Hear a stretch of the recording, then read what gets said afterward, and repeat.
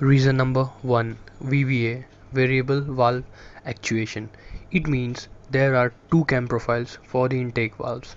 At first, till 7400 rpm, the intake valve is actuated by the primary cam profile. Past 7400 rpm, the camshaft shifts to the secondary profile, thereby allowing the intake valve to stay open for a longer time, giving you more power out of the motor.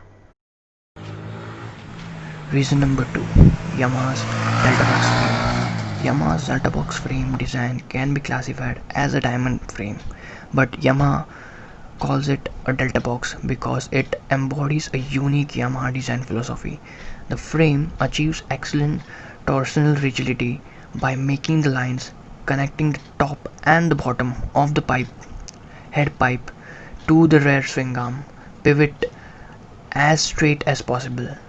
The frame was developed based on the idea that the key to good motorcycle performance lays in the balance of the forces concentrated at the head pipe, which bears the forces from the front wheel, and the swing arm pivot, which bears the drive forces from the rear wheel. It uses a long head pipe, so when seen from the side, the lines form a triangular delta shape and the cross section is box shaped, hence delta box. The delta box frame design has been used on Yamaha's sports motorcycles and continuously refined over the years. Reason number 3, single overhead cam setup.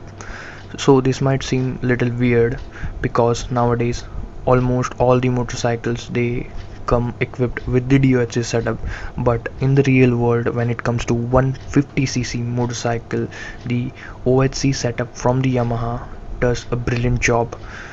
It allows the engine head to remain compact, hence reducing the overall engine weight, and also the spark plug can be situated right in the middle of the head, thereby allowing complete burning of fuel and increasing fuel efficiency. Reason number 4, A&S clutch, which is assist and slip clutch. Yamaha's assist and slipper clutch is that it uses lighter clutch springs so that the clutch lever requires less force to pull, hence assist, and the clutch slips when hard downshifting, hence it's called slipper clutch. Reason number 5, the riding triangle. The riding triangle is now more aggressive and focused, making it more intense beginner motorcycle to learn various techniques. Believe me, if this is your first motorcycle and you practice with right principles, it's gonna craft you into a better anticipating rider than just a rider.